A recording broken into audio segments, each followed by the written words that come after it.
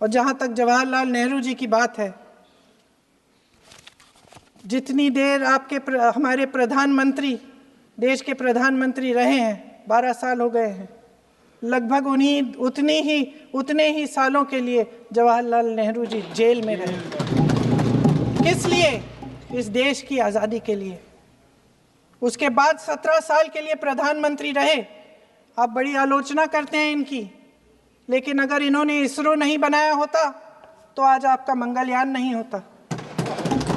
अगर DRDO नहीं बनाया होता तो तेजस नहीं बनता। अगर IIT और IIM नहीं बनाए होते तो हम आज IT में आगे नहीं होते। अगर एम्स नहीं बनाया होता तो हम कोरोना की जब बड़ी चुनौती का सामना कैसे करते? हाँ,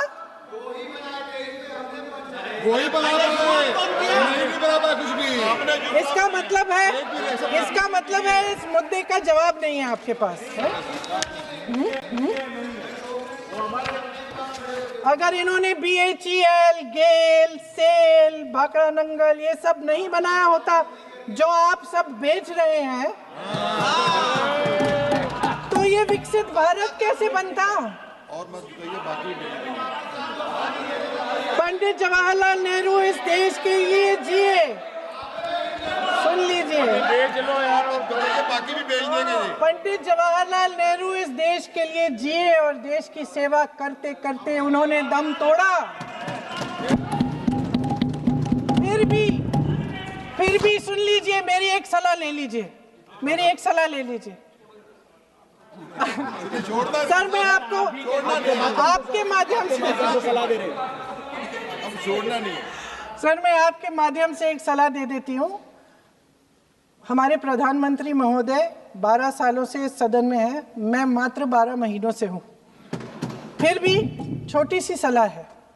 उन्होंने अभी हाल ही में चुनाव था, कुछ महीनों पहले उन्होंने एक सूची निकाली थी कि विपक्षी दलों ने और विपक्ष के नेताओं ने कितने अपमान किए हैं इनके, और उसमें शायद 90-99 ऐसे उन्होंने अपमानों की सूची बनाई थी। तो मैं उनको एक छोटी सलाह देना चाहती हूँ कि नेहरू जी से जितनी भी शिकायतें हैं, जितनी भी गलतियाँ उन्होंने की आपके जहन में, जितनी भी गालियाँ देनी है, जितना भी अपमान करना है, उसकी भी एक सूची बना दीजिए। नहीं, बात खत्म नहीं है। 999 अपमान, 9,999 अपमान, सूची बना दीजिए।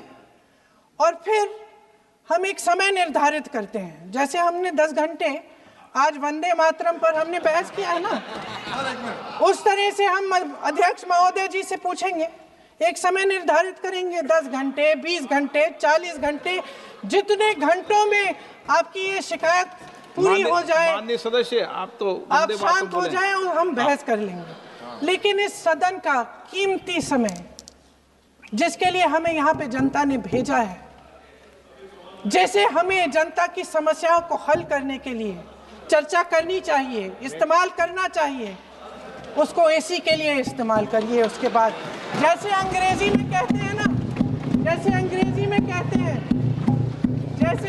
में कहते हैं कि once and for all let's close the chapter, close कर लीजिए। देश सुन लेगा क्या क्या शिकायतें हैं, किसने क्या किया, इंदिरा जी ने क्या किया, राजीव जी ने क्या किया, परिवारवाद क्या होता है, नेहरू जी ने कौन सी गलतियां की, सुना लीजिए, फिर खत्म। उसके बाद बेरोजगारी, महंगाई, महिलाओं की समस्याएं, जो PMO में हो रहा है उसकी बातें, उसकी चर्चा, जो बैटिंग ऐप के बारे में हो रहा है PMO के अंदर, आप सदस्य प्लीज, जो एप्स्टीन फाइलों में आपके मंत्री महोदय के नाम निकल आए हैं, उसकी चर्चा करेंगे। आप वंदे मातरम में बोले, आप इधर उधर डाइवर्ट मत हो।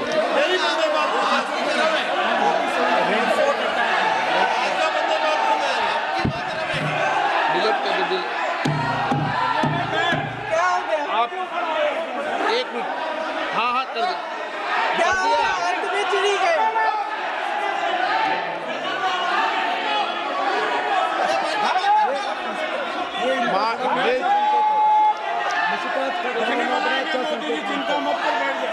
बहुत बढ़िया। माननीय सदस्य, 1 मिनट। माननीय सदस्य, आगे बढ़िए आप महोदय, आगे वंदे बढ़िए। मातरम पर सार्थक चर्चा करें। ठीक सर, इधर-उधर सर, डाइवर्ट बात मत यही हो। थी सर, संक्षिप्त में बात यही थी कोई डाइवर्ट नहीं कि होना हम चाहिए। अतीत अपन में को बातें करते रहते हैं। माननीय सदस्य नहीं, आप बिना तथ्यों के कोई बात नहीं करें। आप वंदे मातरम पे बोले उचित रहेगा।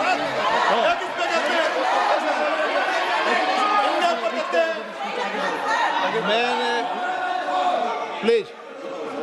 अध्यक्ष महोदय, मैं आपकी बात मानती हूं, लेकिन बिना तथ्य के बहुत सालों के लिए ये हम पर आरोप डाल रहे हैं।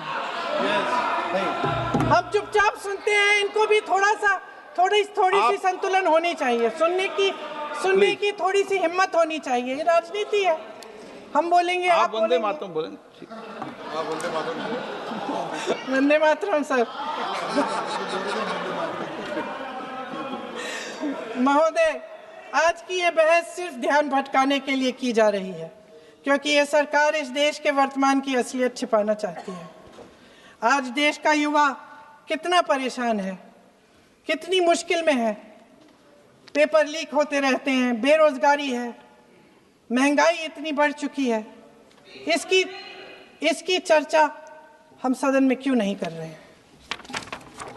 आरक्षण के साथ जो हो रहा खिलवाड़ है, उसकी चर्चा हम यहाँ क्यों नहीं कर रहे हैं? महिलाओं की बात होगी, बड़े बड़े ऐलान होंगे, मगर उनकी परिस्थितियों को सुधारने के लिए कोई ठोस कदम यहाँ क्यों नहीं उठाया जा रहा है? इन्हीं दरवाजों के बाहर खड़े होकर पत्रकार तरह आपने कहा कि आरोप मत लगाइए बगैर तथ्य के, तो मैं बोलूं कि नहीं बोलूं? नहीं, बिल्कुल नहीं। नो, आप उधर की बात मत बोलो। आप जल्दी से बोल लेते हो, फिर आप सदन में बंद जो कर कुछ देना। भी बोले हैं वो तथ्यों से बोले। आपको हर चीज ऑथेंटिक करनी पड़ेगी, इसलिए आप तथ्यों से बोले। अच्छा सर, बड़े बड़े शहरों में प्रदूषण है, लेकिन हम इस सदन में बैठकर सिर्फ छोटी छोटी बातें करेंगे। जी, जो अतीत की बातें हैं ना, जो बार बार आप चाहते हैं कि हम पीछे देखें, लेकिन हम आगे भविष्य की बात, वर्तमान की बात, जो असली समस्याएं हैं उनकी बात न करें, ये छोटी बात होती है। आप में हिम्मत है तो भविष्य की बात करिए, हिम्मत है तो बात करिए कि बेरोजगारी क्यों है, कि पेपर लीक क्यों होते हैं।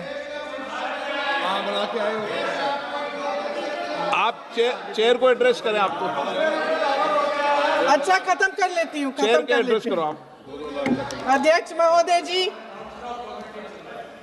महोदय जी, सच्चाई ये है कि इनका शासन दमन का शासन है। इनकी राजनीति दिखावे की राजनीति है, इवेंट मैनेजमेंट की राजनीति है, चुनाव से चुनाव तक राजनीति है, तरह तरह के ध्यान भटकाने वाले मुद्दों की राजनीति है। वंदे मातरम इस देश की उन्हीं उम्मीदों की गुहार है जिन्हें आपका शासन हर रोज ठुकरा रहा है। आज भी सरहद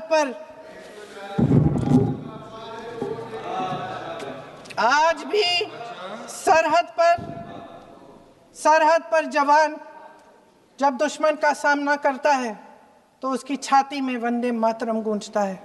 आज भी जब हमारा खिलाड़ी अंतर्राष्ट्रीय खेलों में जाता है तो उसके दिल की धड़कन में वंदे मातरम होता है।